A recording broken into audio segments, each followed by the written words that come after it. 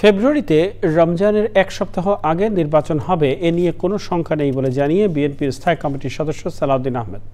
গুলশানের নিজ বাসভবনে সাংবাদিকদের তিনি বলেন, কোনো দল নির্বাচন বয়কট করলে তারা ভবিষ্যৎ রাজনীতি থেকে নিজেরাই মাইনাস হয়ে যাবে। তিনি আরও বলেন, জামায়াতে ইসলামীর সাথে জোট করার সম্ভাবনা নেই, তবে বেশ কয়েকটি ইসলামী দলের সাথে জোট হওয়ার আলোচনা চলছে।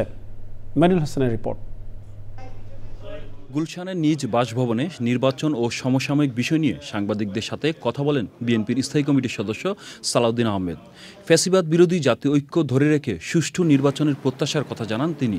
আগামী 2026 সালের ফেব্রুয়ারির প্রথমার্ধে রমজান শুরুর এক সপ্তাহ আগে ইনশাআল্লাহ বাংলাদেশে আগামী জাতীয় সংসদ নির্বাচন অনুষ্ঠিত হবে।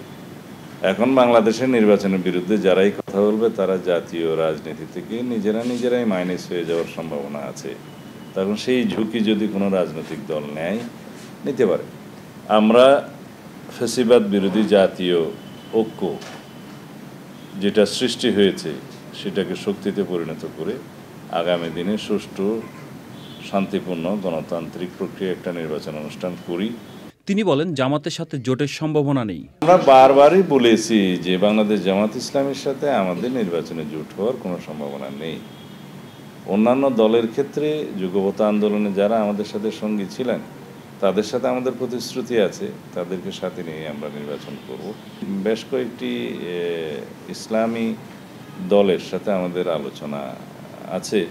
আলোচনা চলছে, যারা বাংলাদেশের একটা বিশাল জনগোষ্ঠীর প্রতিনিধিত্ব করে।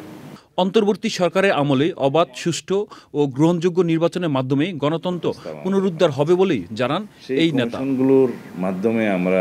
Monirul Hasan, channel I, Dhaka.